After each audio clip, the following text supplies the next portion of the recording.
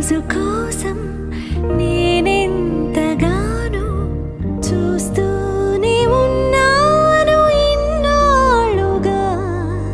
మౌనాలు అన్నీ మాట్లాడుతుంటే కనువిందుగా ఉంది తొలిసారిగా.